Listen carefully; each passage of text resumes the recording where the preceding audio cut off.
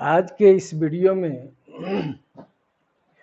हम प्रोनाउन के पार्ट 13 की चर्चा करेंगे, जिसमें कुछ महत्वपूर्ण जो है प्रयोग हैं प्रोनाउन के।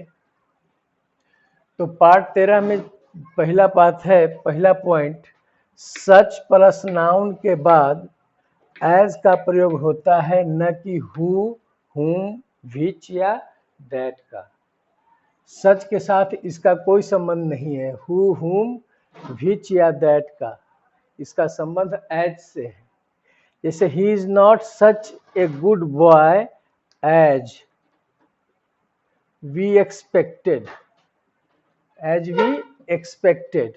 नॉट यहाँ पर हु का प्रयोग, हु का प्रयोग नहीं होगा। Yours is not such a serious problem, तुम्हारा ऐसा सीरियस प्रॉब्लम नहीं है, एज माइन, जैसा कि मेरा है। तो आप देख रहे हैं सच के साथ एज का प्रयोग कर रहे हैं। अगला पॉइंट है, as plus adjective plus noun के बाद एज का ही प्रयोग होता है। जैसे he has as many, adjective हो गया book, he has as many books.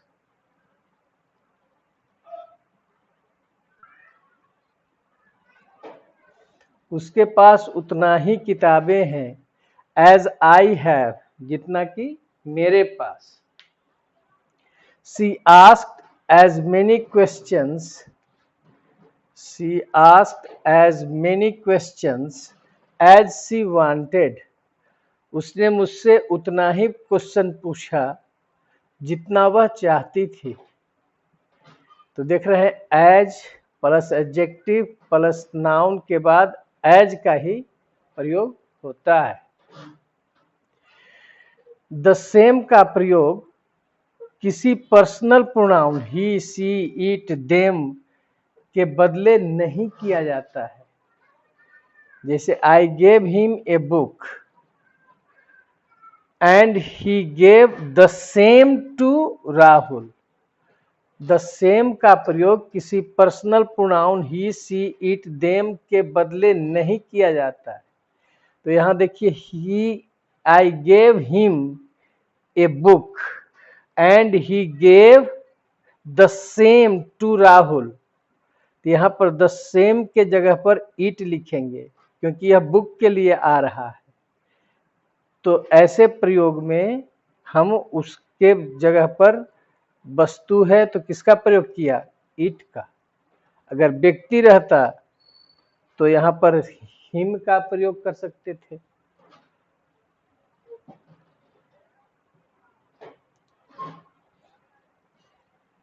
समानता दर्शाने के लिए, दो समान चीजों को दर्शाने के लिए ऑफ द सेम काइंड के अर्थ में, ऑफ द सेम काइंड मतलब उसी तरह का, ऑफ द सेम काइंड के अर्थ में the same as, the same के साथ एज का प्रयोग होता है।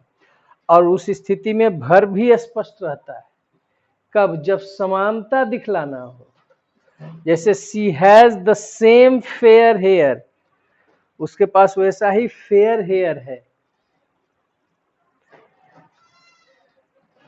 Fair hair as her mother had, जैसा कि उसकी माँ की थी। तो समानता किया जा रहा है सी और उसकी माँ में, दोनों के बाल की चर्चा हो रही है। तो कहता है कि फेयर हेयर उसके पास जो है वैसा ही है जैसा कि उसकी माँ की थी। The coffee is the same, coffee वैसी ही है, as I had at mister Jones, जैसा कि मैंने पाया था मिस्टर जोन्स के दुकान से खरीदा था। एकदम वैसा ही है। तो देख रहे हैं कि इसमें जो है वर्ब हैड छिपा हुआ है और व्यक्ति के साथ एपोस्ट्रोफी एस दिया हुआ है, तो या तो दुकान का बोध कराएगा या घर का बोध कराएगा। तो यहाँ पर कहा कि the coffee is the same, तो कॉफी कहाँ मिलेगा, दुकान में। कहा कि यह कॉफी बिल्कुल वैसा ही है जैसा मैंने मिस्टर जोन्स के दुकान से खरीदा था। तो मिस्टर जॉन्स का मतलब याद रखिएगा, मिस्टर जॉन्स शॉप।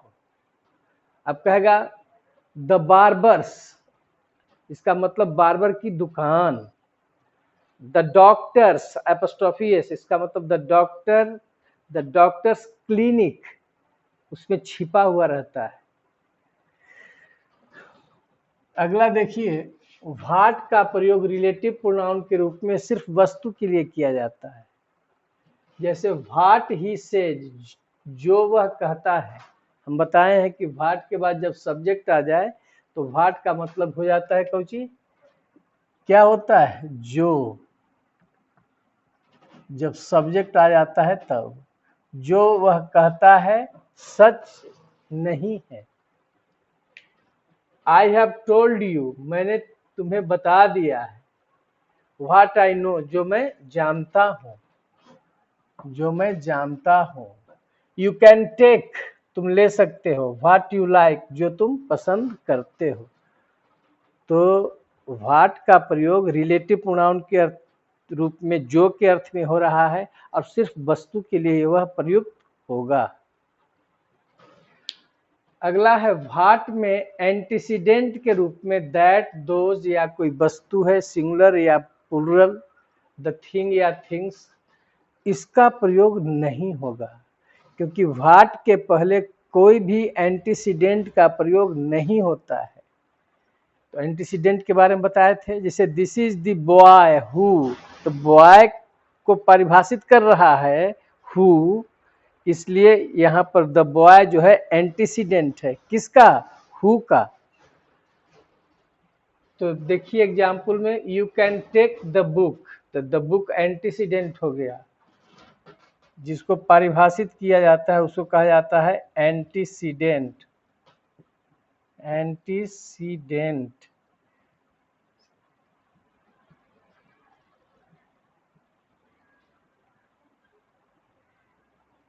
ये एंटीसीडेंट हो गया द बुक।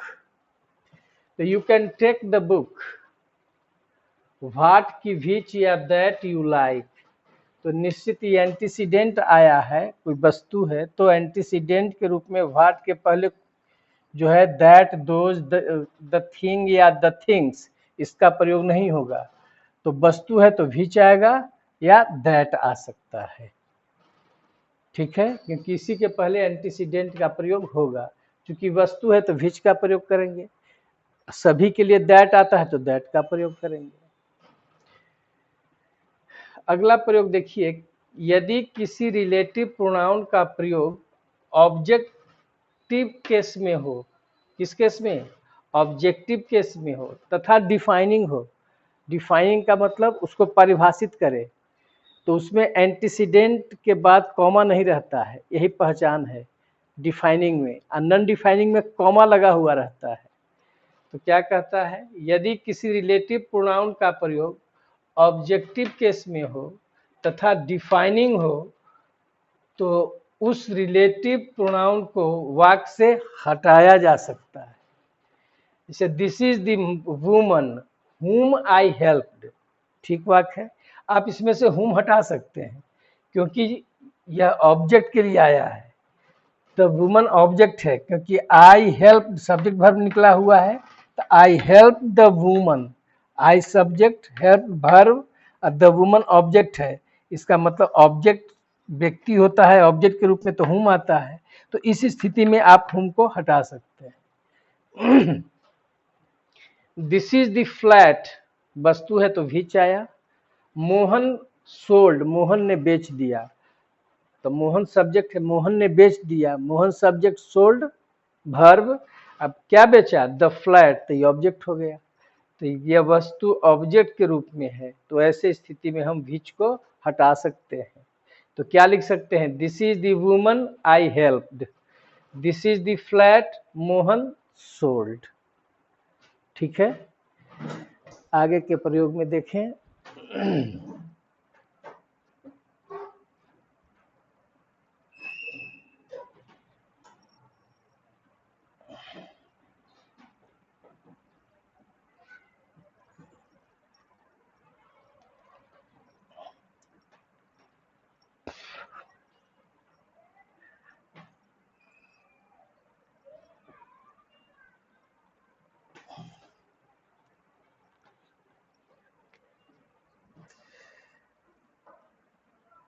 यदि रिलेटिव प्रोनाउन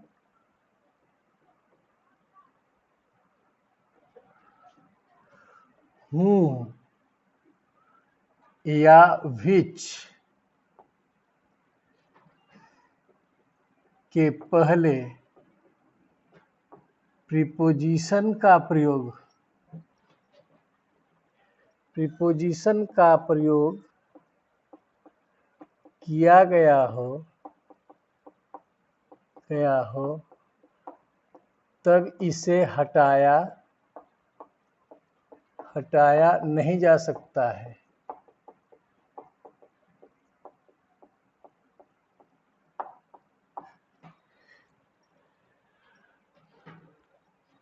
इसका मतलब जो हुम आवेगा वो वैसे व्यक्ति के लिए आएगा जो ऑब्जेक्टिव केस में हो, और व्हिच के पहले भी वही वस्तु होना चाहिए जो ऑब्जेक्टिव केस में हो, मतलब ऑब्जेक्ट के रूप में हो। तो उसके पहले यदि प्रीपोजिशन है इसके पहले, तो इसको हटाया नहीं जा सकता है। जैसे एग्जाम्पल देखें, this is the boy with whom I play।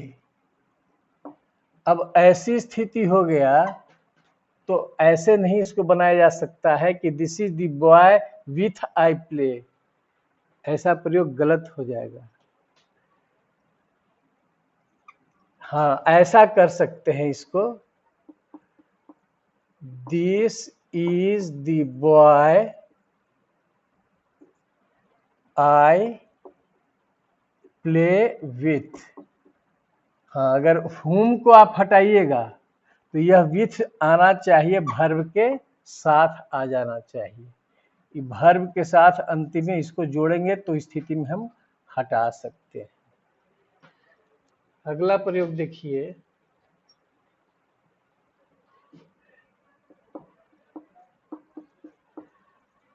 This is the pen with which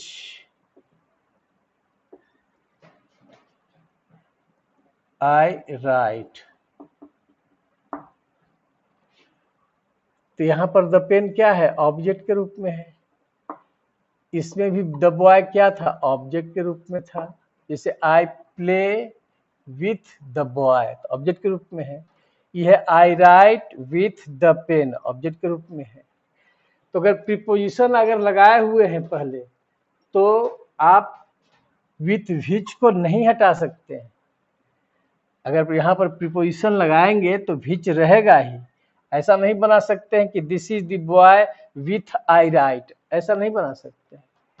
हाँ, ऐसा कर सकते हैं, दिस इज द पेन। अगर व्हिच हटा रहे हैं तो आई राइट विथ, इसका मतलब कि वर्ब के साथ इसको हम जोड़ के लिखेंगे, वर्ब के साथ इसको जोड़ देंगे तो इसको यहाँ से व्हिच को हम हटा सकते हैं। ठीक है, इसको ध्यान रखना है। हाँ, वह जो एंटीसीडेंट के रूप में जो आएगा वह ऑब्जेक्टिव केस में रहना चाहिए। ठीक है,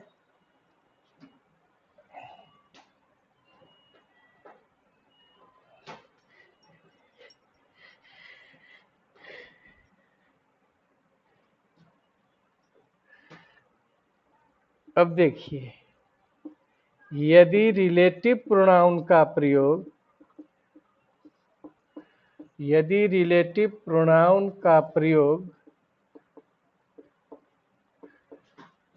नॉन डिफाइनिंग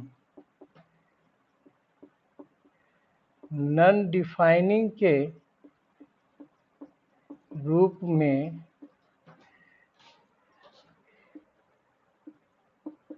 किया गया हो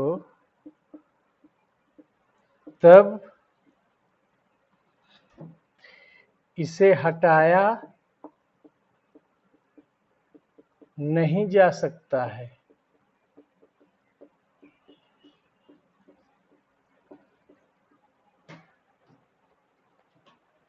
और डिफाइनिंग में क्या बताए थे, डिफाइनिंग में इसको हटाया गया था। अब इसका एग्जाम्पल देखिए क्या है।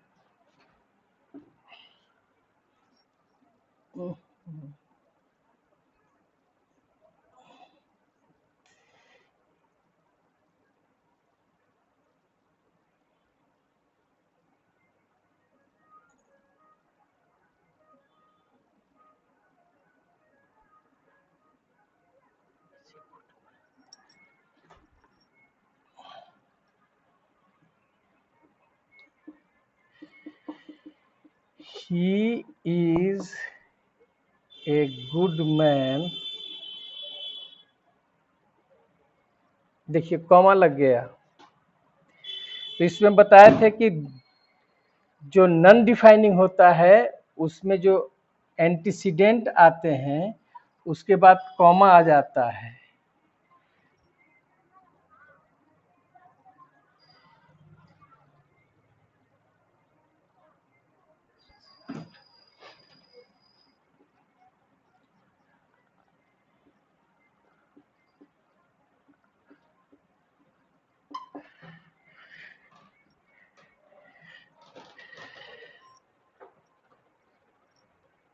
तो डिफाइनिंग में क्या था, परिभाषित करता है।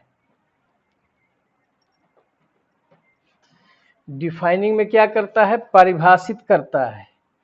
और नॉन डिफाइनिंग में एंटीसीडेंट के बारे में एक्स्ट्रा इंफॉर्मेशन देता है। डिफाइनिंग में एंटीसीडेंट के बाद कॉमा नहीं रहता है और नॉन डिफाइनिंग में रिलेटिव प्रोनाउन का जो एंटीसीडेंट आता है उसके बाद कॉमा रहता है। तो इस स्थिति में यहाँ पर हुम को हम नहीं हटा सकते हैं। He is a good man और कॉमा है तो इसका मतलब क्या होता है कि वह एक अच्छा आदमी है और हम लोग उसको यहाँ पर एंड का अर्थ हो जाता है कॉमा का मतलब। ठीक है,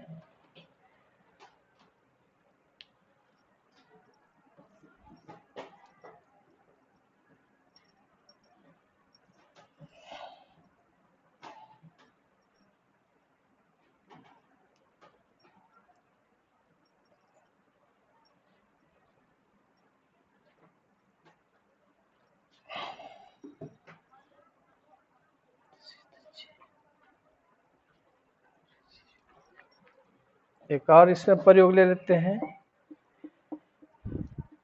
he has a car, comma, car के लिए विच आ जाएगा, विच इज ओल्ड। तो आपको यह देखना है कि जब कॉमा लग गया और उसके बाद रिलेटिव प्रोनाउन आ रहा है तो यही कॉमा जो है बताता है कि यह नॉन डिफाइनिंग है, नॉन डिफाइनिंग है। तो कह सकते हैं कि उसके पास एक कार है और यह पुरानी है, एक्स्ट्रा इंफॉर्मेशन दिया, इसको डिफाइन नहीं कर रहा है। ठीक है,